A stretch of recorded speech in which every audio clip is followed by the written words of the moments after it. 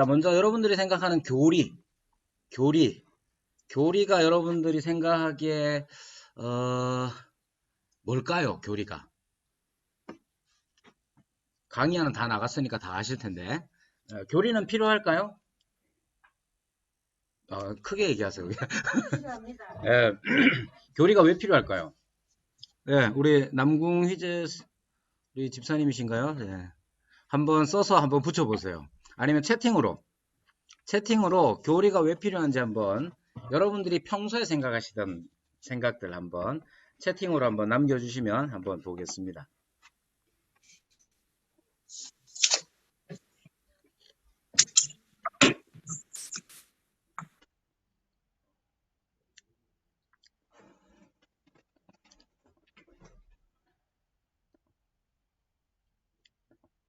네. 교리가 왜 필요할까요? 우리 앞에 계시는 분들, 교리는 왜 필요할까요? 혹은 언제 필요성을 느껴보셨는가요?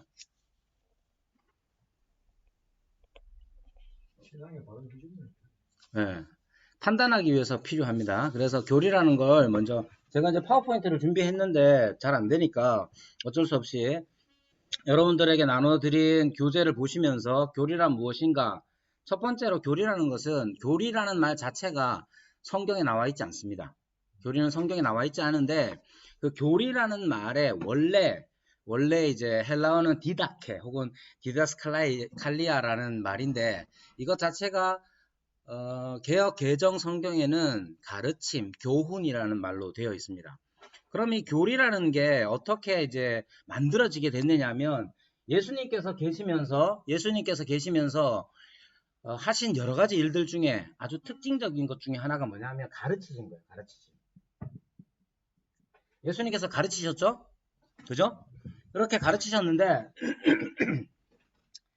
예수님께서 교훈하시고 가르치신 내용들을 직접 적으신 일이 없습니다. 예수님은 직접 글로 남기지 아니하셨어요. 그러면 그렇다고 해서 가르침이라는 것 자체가 사라지느냐? 그렇지가 않죠. 누구에게 전달됐겠어요, 이게? 제자들, 네, 그리고 사도들에게 전달되죠. 사도들이 사도들이 오순절 이후에 예수님을 증언하고 예수님에 관한 증언 때문에 사람들이 예수님을 믿는 일이 생겨났습니다. 그죠? 그리고 그 사람들, 예수님을 믿는 사람들에게 예수님의 가르치심에 대해서 전달했겠죠. 그죠? 그러면서 무엇이 참된 예수님의 가르치심인가, 교훈인가를, 어떤 사람들은 잘못 이해하는 경우도 있고, 어떤 사람들은 제대로 이해하는 경우도 있고, 그 판단 기준을 누가 했겠어요?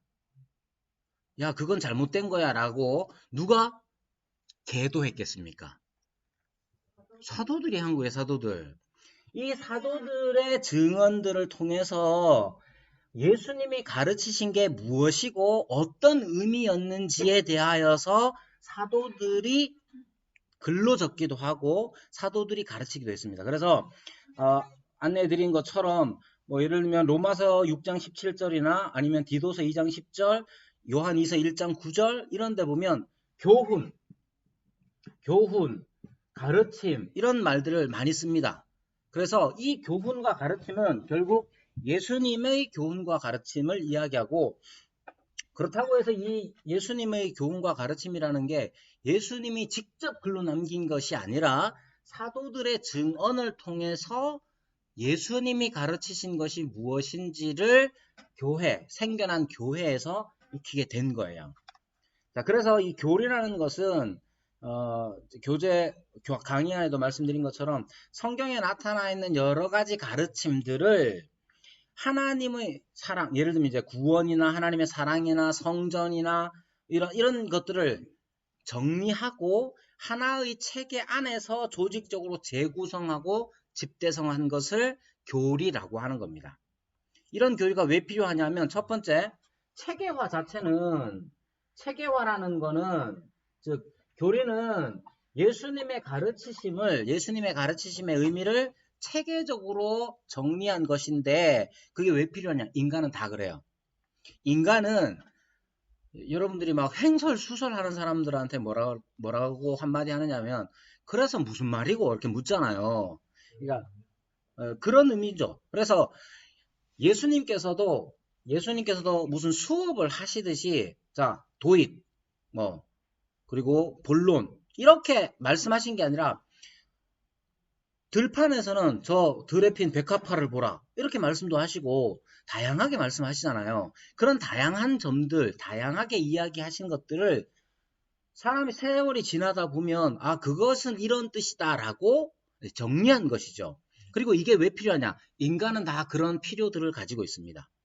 그런 필요들을 가지고 있고 또 하나 신앙 성숙에 있어서 교리적인 지식은 필수적입니다. 자 여러분 구원이 뭡니까? 구원. 자 구원이 뭘까요? 네, 다들 대답 안 하시죠? 자 구원이 뭐냐? 구원론 가면 하는 거죠. 요거 끝나고 나면 이제 좀 이따 이제 다음 학기에 이제 다음 학기 구원론 아마 하게 될 겁니다. 자, 구원이 뭐냐? 왜 필요하냐? 도대체 구원이 뭐냐를 왜 지금까지 잘 말도 못하고 이해를 못하느냐 하면 체계적으로 정리가 안 됐기 때문에 구원이 무엇이다 라고 말을 하지 못하는 겁니다. 예를 들면 교회가 무엇이냐? 교회가 뭡니까? 라고 물으면 제가 이제 겪어보니까 교회에 대한 대답이 제일 실망감을 많이 받습니다. 교회가 뭔지 몰라요. 성도들의 교제. 성도들의 교제 그러면 성도는 뭔가? 성도는 뭔가? 이런 게 필요한 거예요. 그러니까 교리라는 것은 신앙 성숙에 있어서 교리적 지식은 필수적인 것입니다. 뿐만 아니라 교육을 위해서 지금 우리 이제 바이블 플러스도 이제 교사들을 위한 이제 것이기도 하고 우리 당연히 이제 교회 교인들을 위한 모임이기도 것이기도 하지만 생각해 보십시오. 교인이든 아니든 간에 우리는 어느 분이 이제 제출하신 과제에 보니까 자기 아이에게 뭔가를 가르치는 일이 힘들다고 하더라고요. 왜 그러냐? 한편으로 생각하면 교육이라는 것은 체계적인 지식의 형태를 빌리지 않으면 교육이라는 게 어렵습니다. 그렇기 때문에 교리라는 것은 아주 중요합니다. 네 번째로 기독교 신앙에 관한 질문이나 공격은 교리적 체계의 형성을 불가피하게 합니다. 그러니까 교리라는 것, 예를 들면 삼위일체 대단히 이제 삼위일체에 관한 것도 마찬가지예요. 가장 기본이 뭐냐, 이제 신론에 대해서 할 때 하겠지만 삼위일체가 뭐냐 여러분 잘 모르실 거예요 아마. 근데 이 문제가 언제 어떻게 대두됐느냐 하면 예수님은 사람인가요 하나님인가요? 네. 자, 답 써보세요. 채팅방에다 답 써보세요. 예수님은 하나님이신가요 사람이신가요? 빨리 잡수시는 분에게 칭찬드립니다. 자, 하나님이신가요 사람인가요?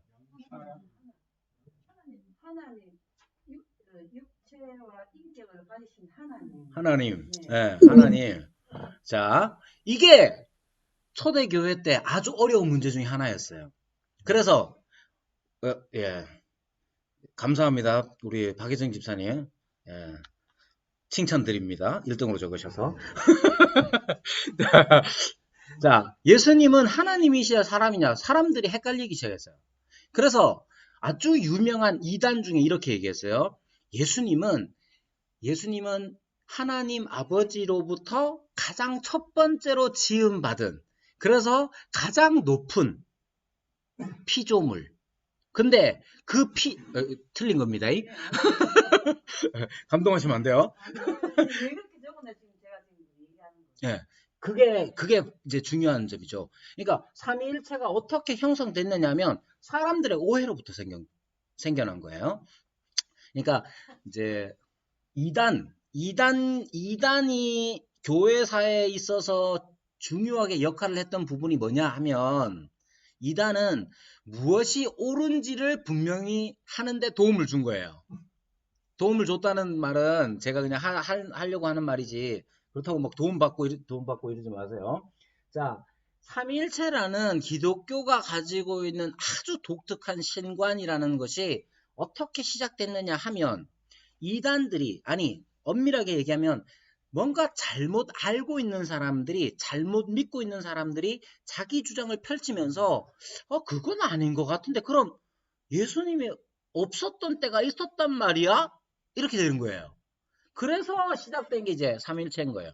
그럼 성령님, 삼위일체는 이제 성령님, 성령 하나님은 또 어떤 분이시냐 했을 때 성령님은 도대체 뭘까를 고민하다가 성령님도 하나님이시다 하는 점이 드러난 거죠. 그러니까 교리라는 것 자체가 기독교 신앙의 질문, 기독교 신앙에 대한 질문이나 아니면 공격 이런 것들 때문에 그것을 방어하고 우리가 또 한번 다시 생각하다 보니까 교리라는 게 생겨난 거예요. 그래서 지금도 마찬가지죠. 바이블 플러스가 시작한 것도 우리가 얼마나 취약한가. 그래서 뭡니까 그 난리 났던 거. 신천지니 뭐니 막 이런 것들이 너무 들끓으니까 왜 그런가? 왜 신천지는 들끓는가? 우리가 교리적으로 취약해요. 약하죠. 그리고 그 약한 틈을 타서 삐집고 들어오는 거예요. 그죠? 그러면 우리는 지금 어떻게 됐습니까? 우리는 그래서 지금 교리를 배우는 거예요. 그리고 난 다음에 결과는 어떻게 되냐? 우리가 이제 교리적으로 충실히 갖춰지고 나면 그들과도 대화할 수 있을 뿐만 대부분 다 피하거든요. 제가 최근에 제 이제 개인 유튜브로 이제 통일교인들하고 이야기를 나눈 걸 이제 찍었는데 사람들이 엄청 걱정해요. 아니 목사님 왜 그런 걸 하냐고. 왜 그런 걸 하기에는 뭐 그 사람들한테 제가 하고 싶은 말 다 했거든요. 반박이 안 먹혀요. 그 사람들은 반박이 안 먹히는데 반박이 먹히느냐가 중요한 게 아니고 그 사람들에게 우리의 바른 복음을 증언을 해야 하나님께서 나중에라도 우리의 복음의 증언을 들어 그들을 구원하시는 일에 쓰시겠죠.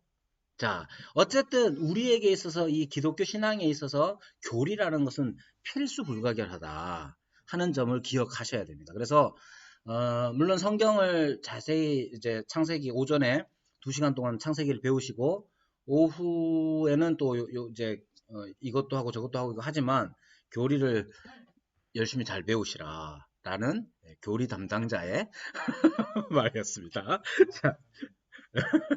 자, 그리고 이게 이제 줌으로도 하고 이러니까 제가 이제 시간 감각이 많이 없어가지고 제가 그러는데 혹시나 줌 하시는 분들도 혹시나 질문이 있으시면 채팅으로 남기세요.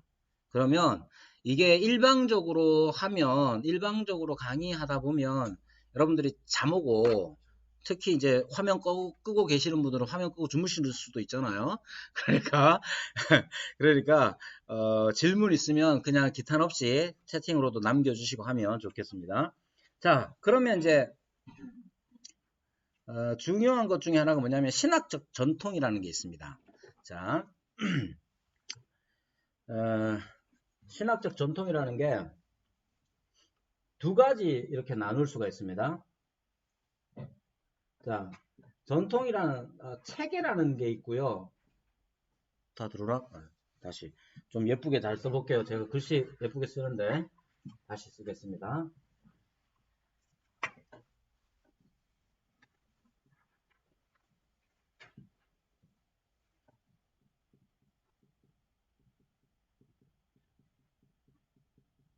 신학 체계라는 게 있고요.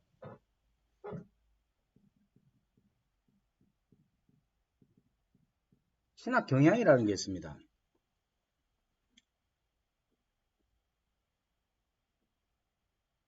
잠시만요. 제가 여러분들 보여드리려고 이제 PPT도 열심히 준비했는데 네.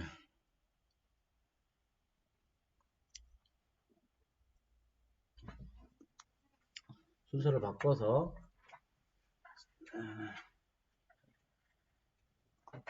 자, 신학 경향이라는 게 있고요.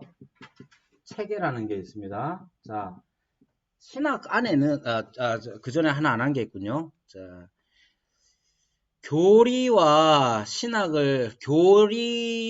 교의와 신학이라는 게 약간의 의미상 차이가 좀 있습니다.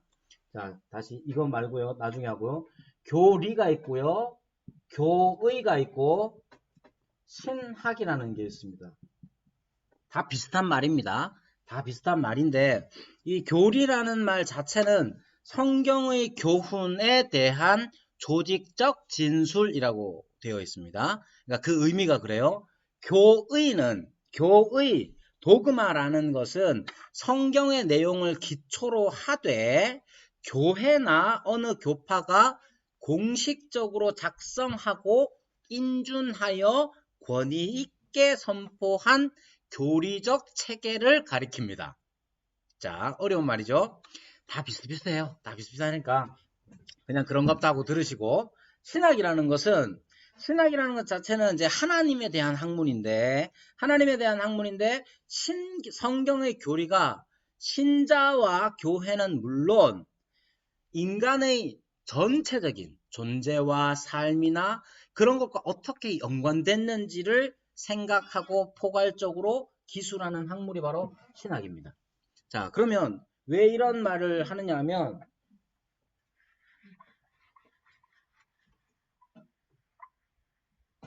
성경을 이해할 때, 성경을 읽고 이해할 때 사람들이 다 똑같이 읽고 이해하느냐? 그렇지 않습니다.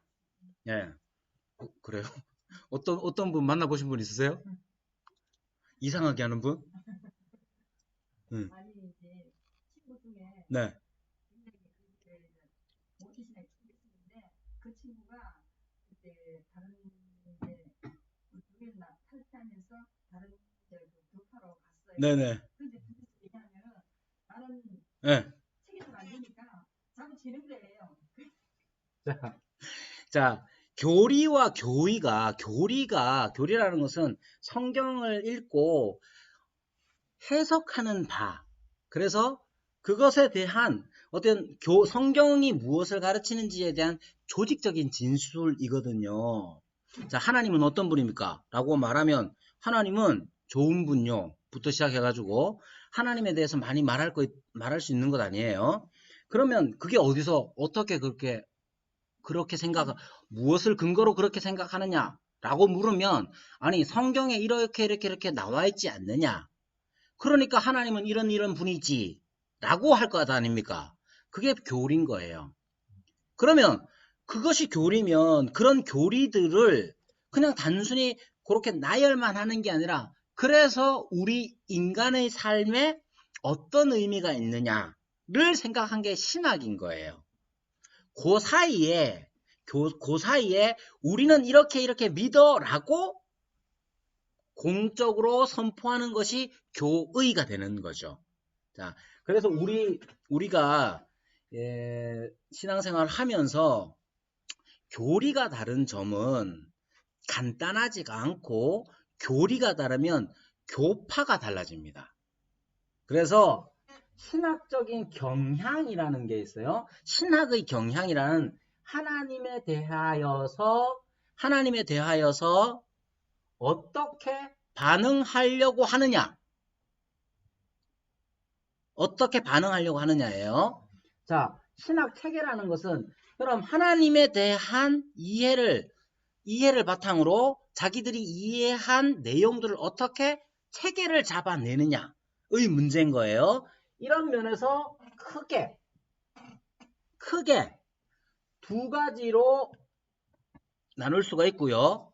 신학 체계도 둘로 나눌 수 있습니다. 자, 그래서 첫 번째로 나오는 신학 경향이 뭐냐 하면 보수주의, 복음. 요즘 이제 정치 시즌이라서 보수 그러면 뭐 우리 아이가 뭐 이럴 수 있는데 그 보수 아닙니다.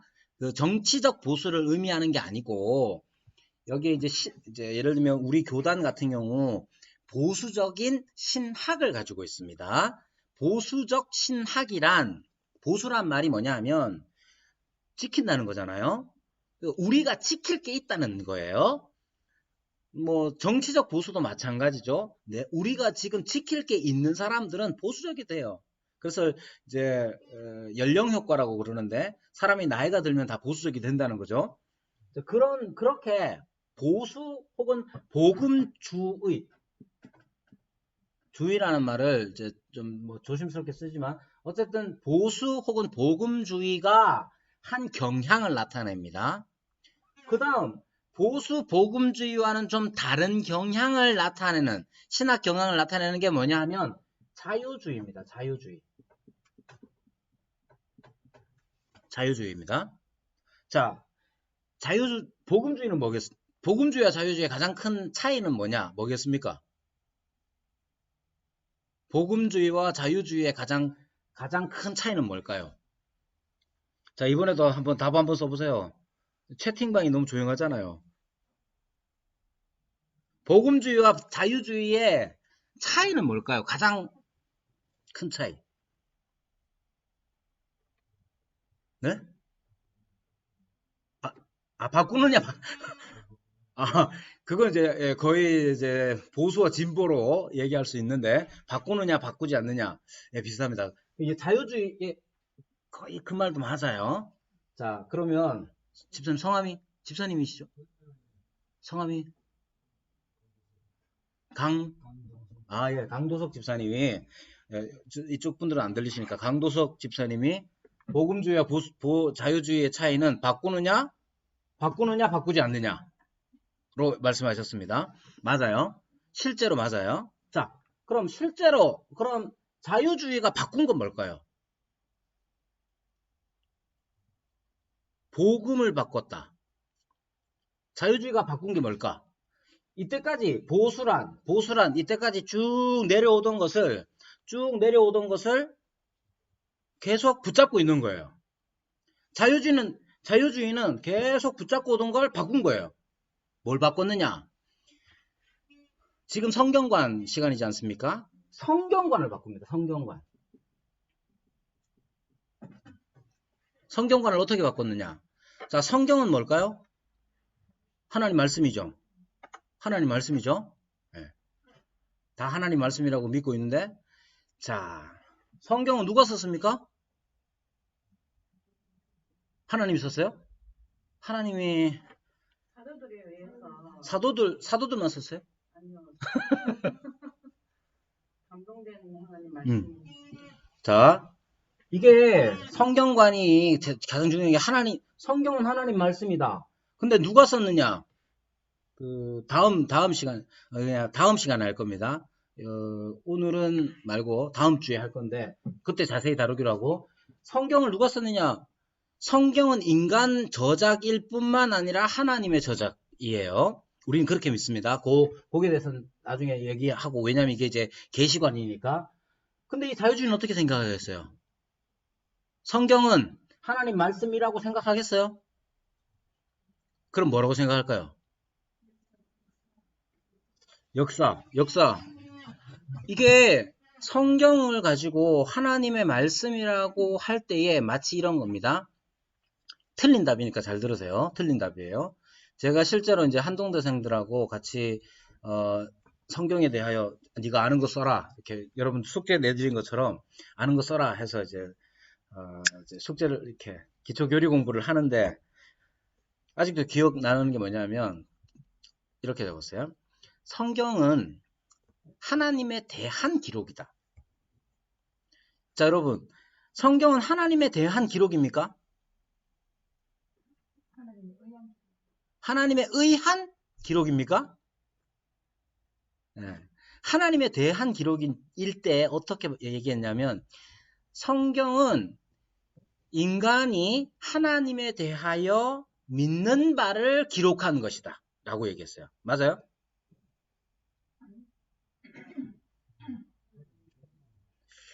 자, 이런 점들이 약해지는 포인트고, 대부분이 생각을 안 해봤기 때문에 젊은 사람들, 특히 하나님에 대해서 알고 싶은 사람들에게 많이 치고 들어가는 점이에요. 그러니까 연세가 있으신 분들은 연령 효과 때문인지 새로운 걸 잘 받아들이려고 안 해. 새로운 걸 뭔 소리고 지금, 아니 목사님이 설교 때 하던 말이랑 제가 지금 여러분한테 드리는 말씀이 약간 좀 색깔이 좀 다른 것 같은데 막 이렇게 의심하면서 막 듣잖아요. 그렇기 때문에 여러분들은 별 문제가 안 되는데 젊은 사람들은 새로운 것에 대한 호기심이 많아서 그렇게 딱딱 찔러 들어오면 이미 교리적으로 신학적으로 준비가 안 된 상태여서 쏙쏙쏙 넘어갑니다. 그래서 우리 교회에도 이제 한동대생들이 좀 나오는데 그 친구들, 우리 교회 나오는 친구들 중에는 착하고 똑똑한데 신학은 저 멀리 있는 친구들 많아요. 그래도 교회 나와요. 걱정하지 마세요. 자, 중요한 건 이거예요. 성경은 하나님에 대한 인간 편에서의 신앙의 고백이다라고 말해버립니다. 그나마 그건 아주 양호한 쪽에 들어갑니다. 자유주의 측에서도. 자유주의 측에도 안 들어가요, 거의. 자유주의는 어떻게 하냐? 성경의 기록을 인간 기록의 소산이라고 생각합니다. 인간의 기록, 인간의 신앙 고백, 인간의 기록이라고 생각합니다. 그럼 인간이 고대에 최소 2000년 전이잖아요. 고대에 기록했으니까 오류가 있겠어요, 없겠어요? 엄청나게 오류가 있다고 생각합니다. 그래서 이 자유주의는 그동안 1600년 가까이, 1700년 가까이 보수하던 가치, 성경에 대한 가치를 자유주의는 바꿔버렸습니다. 그 사이에서 역할을 했던 게 뭐냐? 이성이라는 거예요. 이성. 이성이 언제 깨어나기 시작했느냐? 이성이 언제 깨어나기 시작했겠어요? 여러분들 한 번쯤은 들어봤을 르네상스니 종교개혁인이 했던 그때쯤 15세기부터 시작해가지고 16세기, 17세기에 거치면서 사람들이 근대과학이라는 근대과학의 시대와 그 17세기쯤을 얘기하죠. 근데 그러니까 영국의 경험론, 뭐 베이컨 그러면 이제 먹는 걸로 아시는 분이 있겠지만 아는 것이 힘이다라는 말을 영국의 베이컨이 했습니다. 자, 어쨌든 아는 것이 힘이라는 게 내가 알 수 있다는 얘기거든요. 그 즈음의 대륙에서는 유럽 대륙에서는 데카르트라는 사람이 한 말이 뭐냐? 나는 생각한다, 고로 존재한다. 코기토 에르고 숨. 그런 사람들이 다 이성에 대한 자각을 깨우치면서 이전까지 교회의 권위를 빌어서 생각하던 것들을 이제 스스로 나의 이성으로 생각해보자. 성경도 어떻게? 그동안 교회에서 가르치던 것대로 그냥 받아들이기만 했는데 이성적으로 생각해보자 라고 하면서 이제 막 이성이 판단의 기준이 됩니다. 그리고 나서 생겨난 게 뭐냐? 이성의 판단 범위를 벗어나면 어떻게 되겠어요? 그건 이성의 틀에 맞춰버립니다. 네. 자, 홍해가 갈라집니까? 안 갈라집니까? 네, 성경엔 그렇게 돼 있죠. 그게 생각을 해보세요. 말이 됩니까? 이렇게 막 따지는 거예요. 저 또 이상하게 몰지 마시고 저는 굳게 믿습니다. 걱정하지 마시고. 자, 그래서 사람들이 어떻게 홍해라는 걸 이렇게 글자를 이렇게 봐보니까 갈대 뭐 이런 얘기를 하니까 이건 바다가 갈라진 게 아니고 그냥 갈대밭을 이제 지난 거야. 부활. 사람이 죽으면 다시 살아날 수 있습니까? 없습니까? 네? 안 믿어요. 그래서 이제 자유주의 끄트머리 가면 이제 17세기부터 시작해서 이성에 대한 강조가 많이 일어나서 성경도 이성의 틀 안에서만 보려고 해요. 그리고 나서 쭉 가다 보면 이제 19세기 말 혹은 이제 20세기에 들어서면 이제 불투만이라는 아주 유명한 신학자가 등장해서 부활에 대해서 이렇게 얘기합니다. 부활이라는 거 진짜 있을 수 있나? 근데 이 사람 뭐라고 그러냐면 야, 부활이라는 거 굳이 뭐 따질 필요 뭐 있노? 생각해봐라. 예수님 죽었지. 제자들이 예수님 얼마나 따라다니고 좋아했냐. 그 사람들에게 있어서 예수님의 죽음이란 얼마나 실존적으로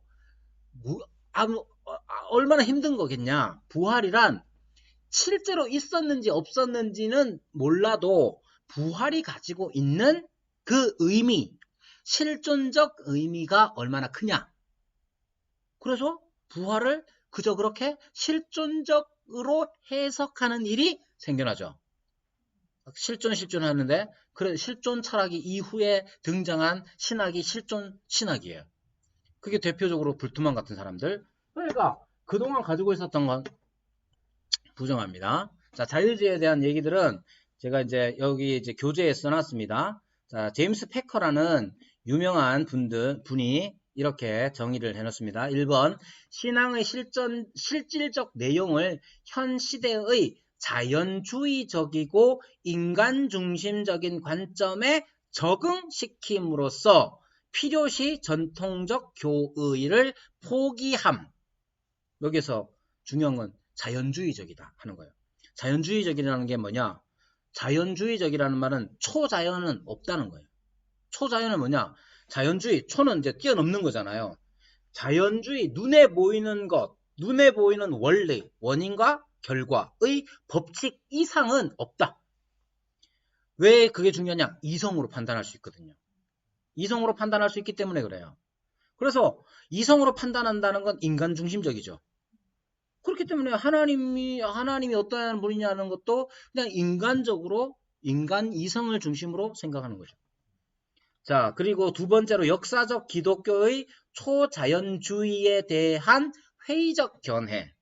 역사적 기독교의 초자연주의. 그러니까 이때까지 계속 가지고 왔었던 이 개념, 중요한 이 신앙의 바탕을 그냥 부정해버립니다.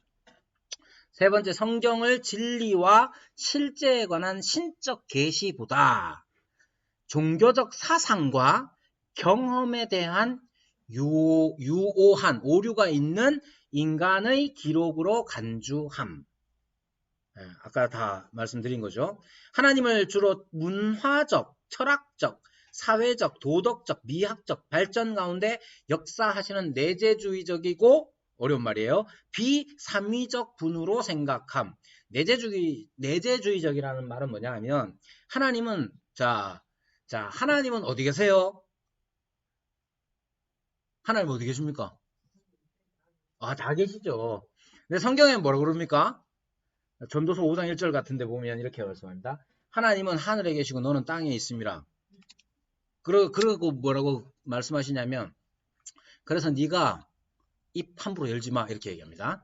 전도서 5장 1, 2절 보면 자 표현이 너무 과격했나요? 자 하나님은 하늘에 계시죠.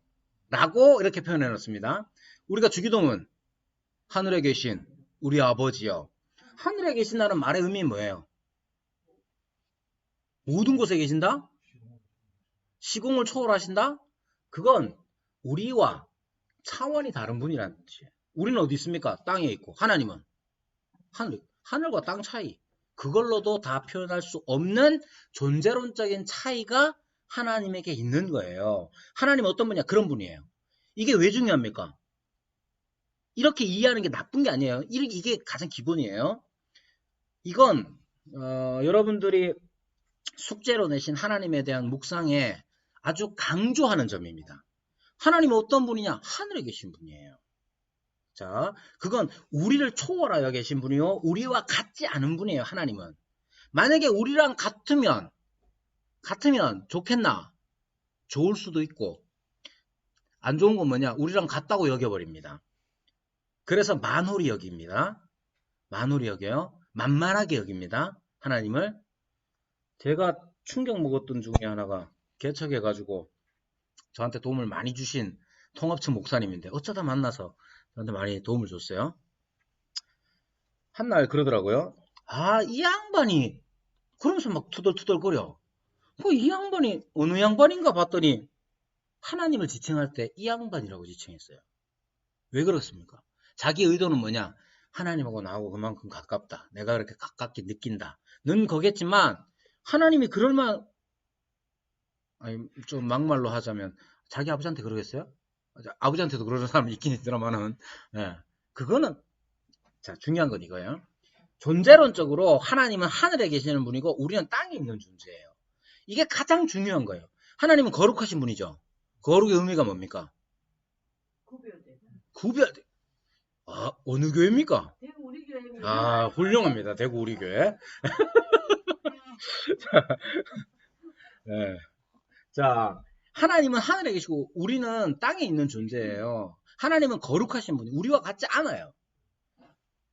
그게 계속해서 보수, 복음주의, 기독교 전통 아래에서 가지고 있었던 하나님에 대한 생각인데 이거 그 개념을 버리고 내재주의적, 우리에게 오신 하나님만 생각해요. 이게 왜 내재주의적이라고 하느냐면 하나님 어떤 분이냐, 예수님이 어떤 분이냐 그냥 우리 눈에 보였기 때문에 하나님 되신 거예요. 자, 그런 차이가 있고요. 다섯 번째로 인류가 자신의 경험을 되비쳐 봄으로써 하나님을 지각할 수 있고 진정한 자연신학을 형성할 수 있다는 식으로 인류의 세련된 능력에 대한 낙관적 견해를 가지고 있습니다. 인간 이성에 대한 그 기대가 엄청납니다. 자유주의는 17세기부터 시작된 자유주의는 19세기, 20세기 중반까지 극에 달합니다. 깨진 게 언제냐? 1, 2차 세계대전. 1, 2차 세계대전을 거치면서 인간 이성에 대한 지나친 기대가 세계대전을 거치면서 많이 깨어집니다. 그래서 지금 이제 현대 철학에 와서는 뭐 제대로 믿는 거 하나도 없어요. 전부 다 신비적인 얘기만 했었고. 자, 아무튼. 자, 그 다음에 여섯 번째로 인류 최초 부부의 타락이 인류에 대해 죄책, 오염, 영적 무능을 초래했다는 것을 부인하고 오히려 인류가 영적으로 향상되고 있다는 비전을 선호합니다. 자,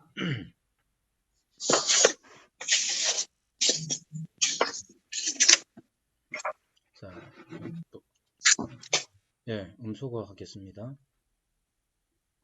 자, 됐고요. 자, 그리고 자, 그러면 복음주의는 어떤 걸까요? 보수주의. 네. 우리에게 익숙한 겁니다. 우리에게 익숙한 거. 자, 복음주의라는 것은 우리에게 익숙합니다. 우리 교단은 어디 있을까요? 이 둘 중에. 보수 복음주의에 있습니다. 제가 왜 도표를, 빈칸 남았죠? 빈칸 남았는데, 여기다가 교단 이름 써줄 겁니다. 교단 이름. 교단도 구분 못하는 분들이 엄청 많아요. 우리는 무슨 교단입니까? 합신. 예. 모르는 분 많아요. 한동대생들 막 오잖아요. 목사님 아들 딸들도 지가 속한 교단도 몰라요. 모르는 친구들도 있어요. 목사님 아들 딸도 그런데 집사님 아들 딸들은 교회나 다니면 다행이지. 자, 우리는 보수 복음주의에 속합니다.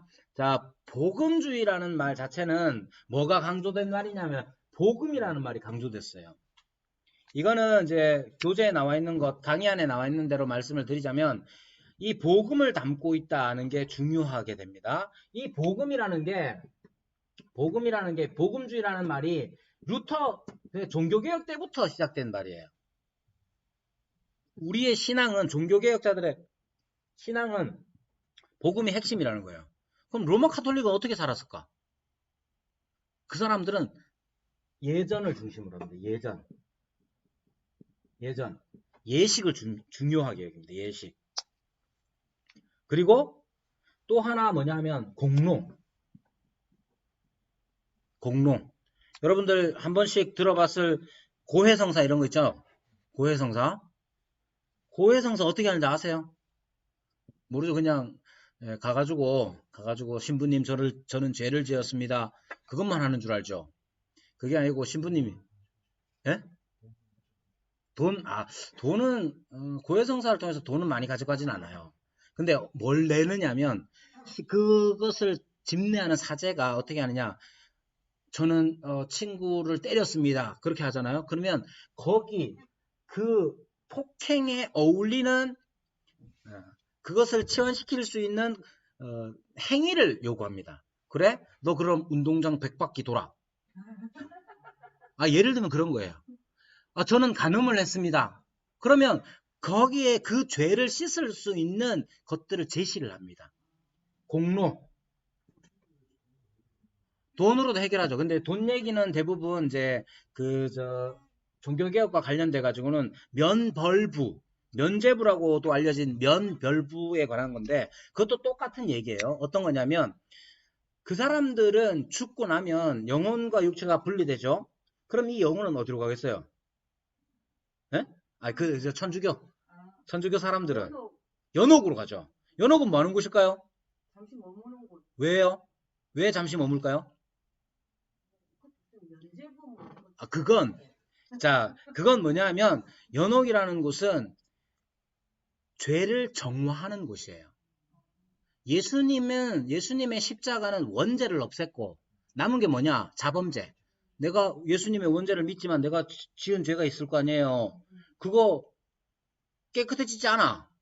계속 깨끗해지려고 애를 쓰노. 어떻게? 고해성사를 하면서 그 고해성사를 통해서 들은 그 행위들을 행하면서 그 죄를 씻으려고 해요. 씻겨지겠어요? 안 씻겨지겠어요? 안 씻겨져. 그래서 어디 가냐? 연옥에 가. 연옥에 가면 정화의 장소라서 그것을 그 죄를 씻을 때까지 거기에 머무는 거예요. 그리고 고통이 거기에 들어가 있어. 그래서 어떻게 하느냐면 네가 너의 그 면벌부, 너의 그 동전이 쨍그랑 하는 소리야. 테첼이라는 유명한 수사가 한 얘기예요. 너가 이 통에 떨어뜨리는 그 소리와 함께 네가 사랑하는 엄마는 그 연옥에서 그 정화의 장소에서 더 이상 고통을 받지 않고 쨍그랑 소리와 함께 천국으로 간다. 이렇게 얘기해요. 그만큼 그러면 이게 먹힐까 싶지만 대단히 오랫동안 먹혀왔어요. 대단히 오래. 그리고 이게 이야기하기가 좀 못하지만 편해. 왜? 하면 되잖아. 하면 되잖아요. 그래서 이 사람들에게 있어서 이 예전이라는 것도 예의식이라는 것도 이 사람들에게 있어서는 아주 중요한데 여러분들 이제 나중에 기회 되면 할 수 있을 텐데 7성례라고 있습니다. 천주교는 7가지 성례를 합니다. 우리는 몇 가지 합니까? 자, 잠깐 여기서 우리의 성례는 몇 가지인지 채팅으로 쓰세요. 박예정 집사님 기대하고 있을게요.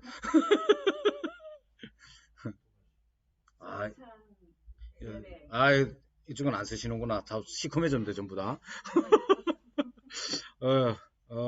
많이 시커매졌습니다. 다들 어디가 계시는지. 예. 자, 2가지입니다. 2가지. 세례와 성찬. 천주교는 7가지입니다. 근데 이 사람들은 그 7가지가 태어남부터 시작해서 죽을 때까지 마지막 종부성사까지 다 있어요. 그리고 혼인예식, 천주교 결혼식 가보셨는지 저는 안 가봤습니다만 갔다 와서 다 하는 말이 뭔 먹고 그렇게 오래 하노? 다 이렇게 얘기합니다. 엄청 오래. 왜 그게 그렇게 오래 하냐? 그 사람들은 그것이 예식이에요. 우리가 성례를 대하듯 그 사람들은 그렇게 대합니다. 근데 이게 왜 중요하냐면 그 사람들은 은혜를 어떻게 받느냐? 예식을 통해서 주입된다고 생각합니다. 하나님의 은혜가 어떻게 우리에게 임합니까? 예식에 참여하면 마치 주사기로 쭉 이렇게 은혜를 주입시키듯이 예식에 참여하면 그 예식이 은혜를 우리에게 준다 생각해요. 이 사람들에게 빠진 게 뭐냐? 복음이야. 그래서 이 복음이라는 것, 복음주의가 강조하는 건 제일 첫 번째로 복음주의라는 말이 이렇게 예전과 공로를 중심으로 해서 신앙생활 해오던 천주교에 반하여 저항해서 복음을 강조했기 때문에 복음주의라고 하는 거예요. 그리고 이제 영국으로 가도 마찬가지예요. 영국은 종교개혁이 일어났죠. 영국의 종교개혁의 특징은 뭐냐면 국교회예요. 국교회. 영국의 왕이 수장이 되어서 이제 최고의 권위를 가지고 있어서 영국의 왕이 교회에도 수장이에요. 천주교는 모든 것 중에 이제 교황이 그리스도의 지상의 대리자로서 최고 위에 있잖아요. 이제 영국 같은 경우도 그렇게 해서 형식적으로는 내용은 영국 국교회 성공회 안에도 저교회파와 고교회파가 나누어져서 많이 싸웠어요. 저교회파는 우리랑 우리랑 신학 색깔이 좀 비슷해요. 구조만 좀 다를 뿐 우리랑 신학 색깔이 좀 비슷한 면들이 가지고 있었고, 고교회파는 이제 거의 그대로 천주교 비슷해요. 자, 아무튼 똑같은 건 뭐냐? 영국의 왕을 수장으로 여긴 거예요. 그래서 영국 안에서 이런 하이어라키 구조를 딱 갖추고 있기 때문에 문제가 되는 게 뭐냐면 사람들이 대단히 나태해졌어. 그걸 흔들어 깨운 사람이 누구냐 하면 바로 이제 복음주의 운동을 하던 사람들이에요. 그래서 이제 강의한 2번에 보면 영국 복음주의 운동에 대해서 영국 국교와 연관하여 일어났다.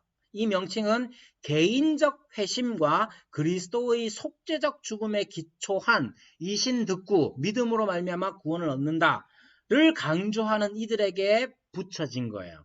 그 영국 국교회 안에 있었어도 저교회파라고 불리던 사람들, 영국 국교회 안에 있었어도 영국 왕을 수장으로 따르기는 하지만 강조를 어디다 뒀느냐? 개인의 회심에다가 두고, 그 다음 말씀드린 것처럼 그리스도의 속죄적 죽음을 기초로 한 이신칭의 혹은 이신득구를 강조한 사람들을 복음주의자라고 불렀던 거예요.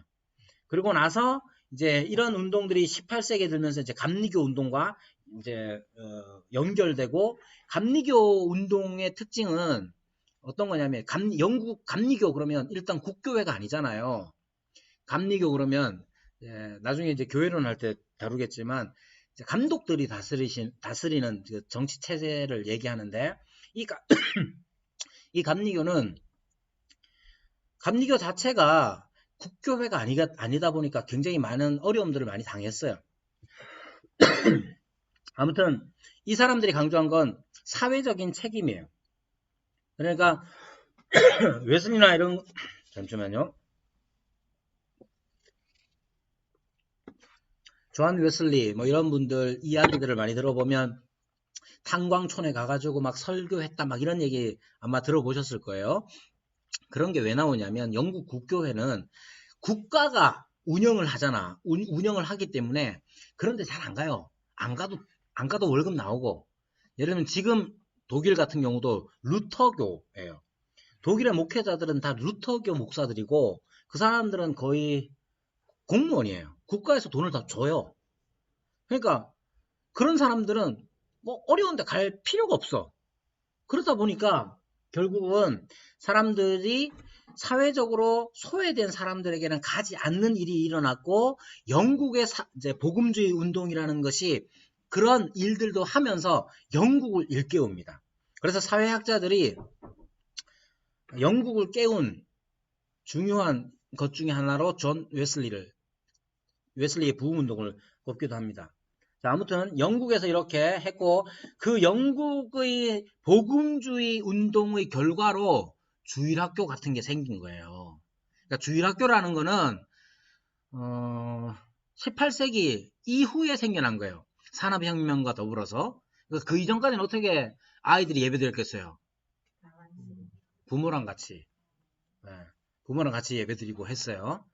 근데 이제 그때 당시에 영국 같은 경우만 해도 산업혁명이 막 일어나니까 인력이 필요할 거 아니에요. 애들 다 갖다 쓴 거예요. 그냥 주일이고 뭐고 없어. 그러니까 주일날에도 애들은 가가지고 노동을 하고 노동을 착취를 당하죠.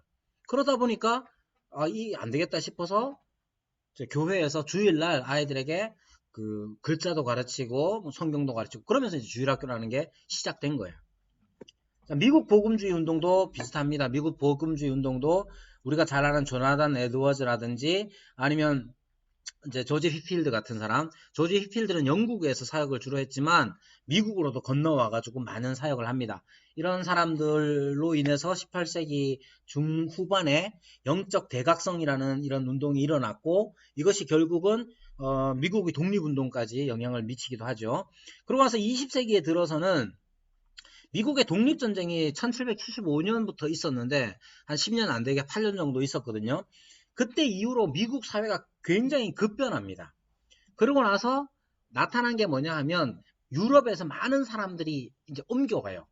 많은 사람들이 옮겨오는데 이 사람들 대부분 보수적 신앙과 먼 사람들이고, 그리고 미국의 종교적 상황이 굉장히 큰 변화가 일어납니다. 그럴 때 이제 또 하나 이제 아주 핵심적인 사건 중에 하나가 찰스 다윈이에요. 찰스 다윈의 이제 종의 기원 같은 게 1859년인가 나왔을 겁니다.